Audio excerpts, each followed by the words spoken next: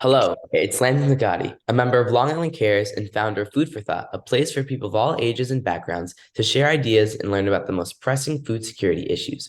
I'm here today with a special guest, Zsofia Pasztor, who has too many accomplishments to list, but to name a few, she's an award-winning landscape designer, permaculturist, and horticulturist. She's an expert in restoration horticulture and urban agriculture. She's the founder of Farmer Frog nonprofit organization, which supports innovative urban agriculture and sustainable food productions. And she's the author of an outstanding book on rain gardens. Hello, Zsofia, and thank you for joining me today. Hi there. Today, I would like to get your thoughts on the importance and impact of offering culturally relevant options at food pantries. With that being said, my first question is, how does offering culturally relevant food options at food pantries help to address food insecurity among diverse communities? It does help because people relate to their own food in different ways.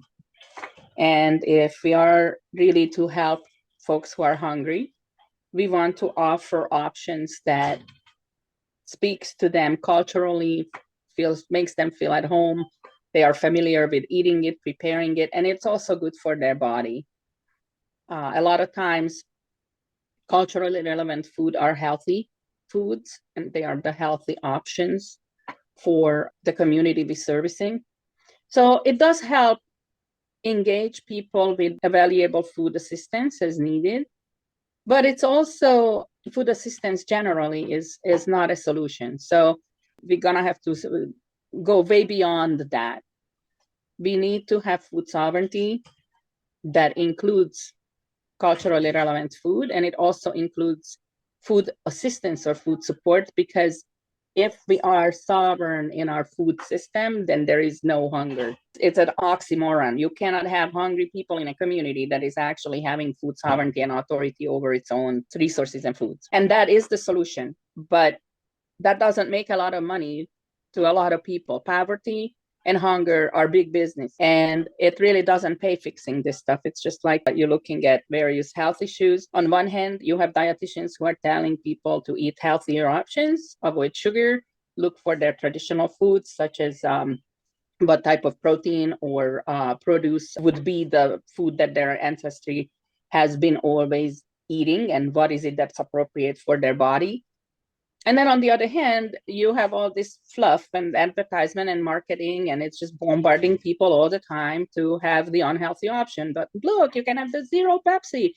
It doesn't matter if it's zero Pepsi. It's not good for the body. It doesn't matter how you package it.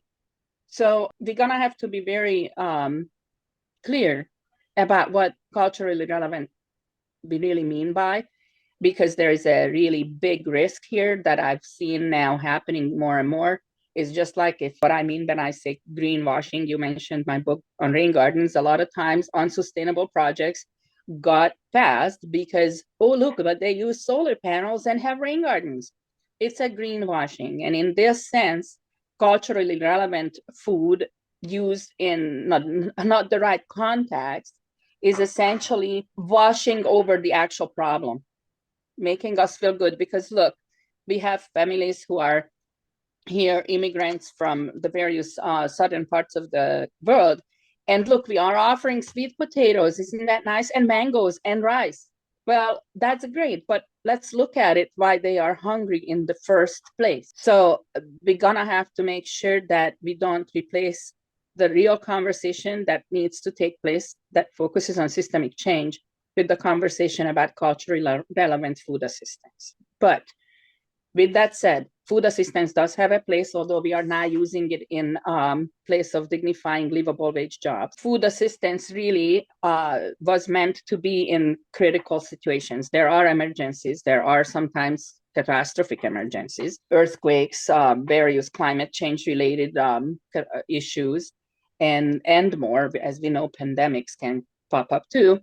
And it's important that the communities impacted by it receive support that is relevant to their traditions and honors them as human beings in a dignifying way.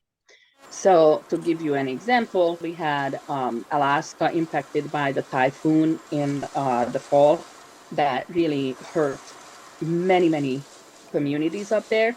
And if we have food assistance that sends them canned peas and canned sweet potatoes and canned chicken, it's food, yes.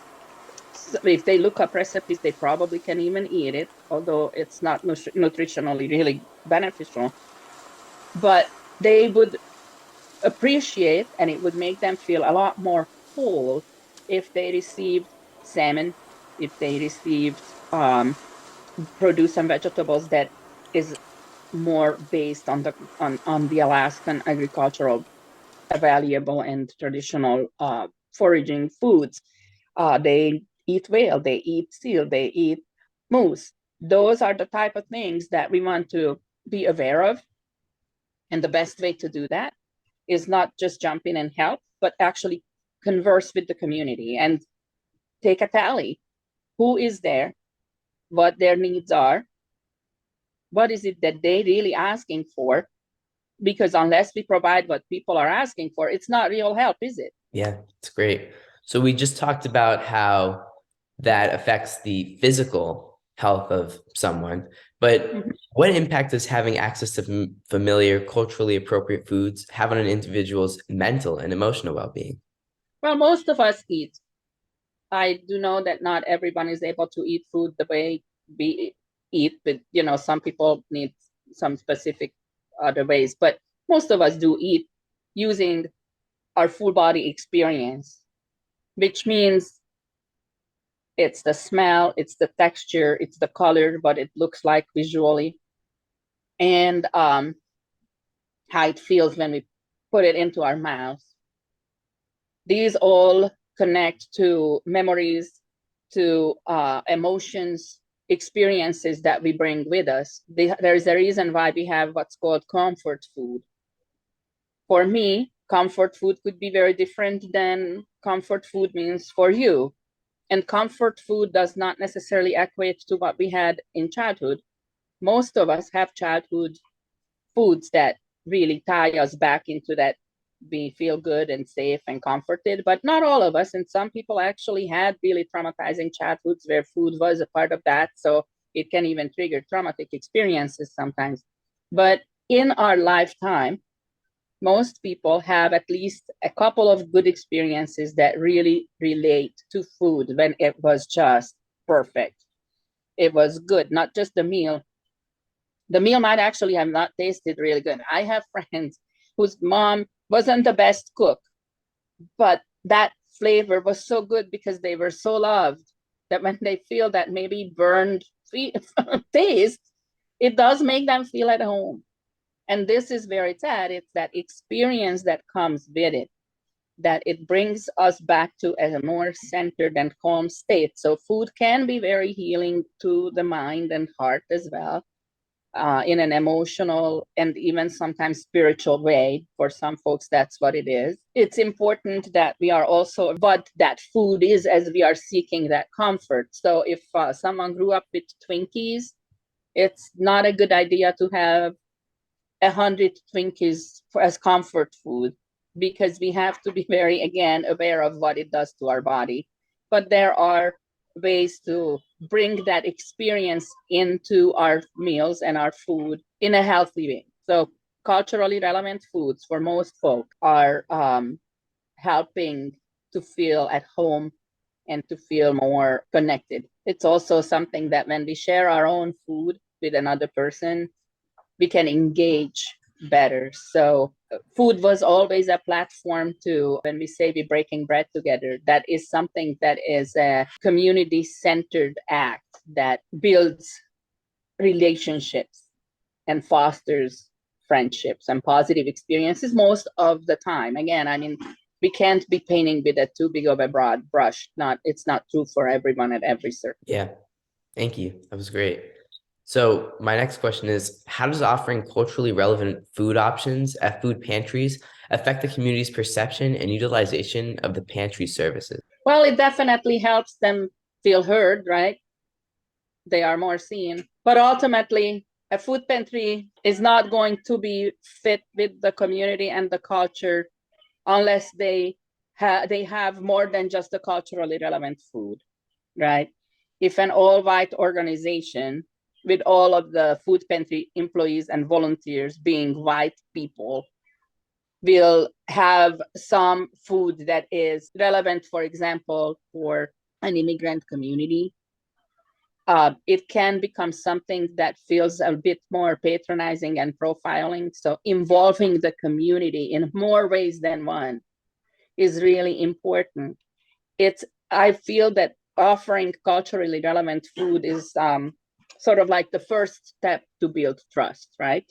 Look, I care, and so I start to offer this so that if you come and you choose to receive that, I can give it to you. But there has to be free choice. There has to be, again, involvement and community participation, because without that, it's nothing else but a top-down approach. I think that our entire food assistance system, the way we have it created, built, and have it function, is faulty.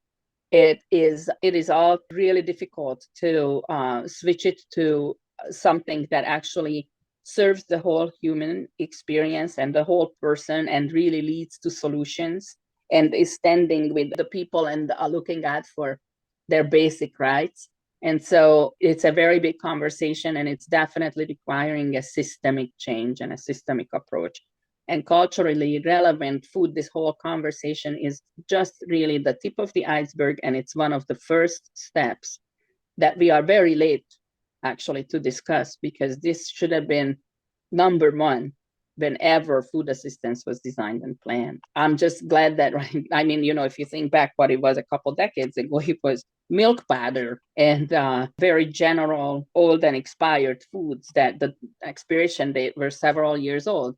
The pandemic helped shift that a little bit because food was so much of a need so suddenly for so many that these really not good practices that were very common in food banks and food pantries, that you had all the expired food that, for the poor, yeah, okay, it's free, right? It'd be good for them. They should be just happy that they get anything. And this sort of like came to the forefront. And also a lot of people who needed assistance during the pandemic are people who never needed assistance before. So a lot of folks who actually are vocal had this experience, and they were not oppressed before, so they didn't have that internalized oppression experience, and they spoke up and shook the boat. And as a result, now 3 years later, we actually starting to have conversations about these things and cultural relevancy. But I want to make sure that no one feels comfy because, we're talking about it, so we have good solutions, or look, we are working towards solving it. Yeah, but we are ages behind. The gap is so big between what is and what's needed.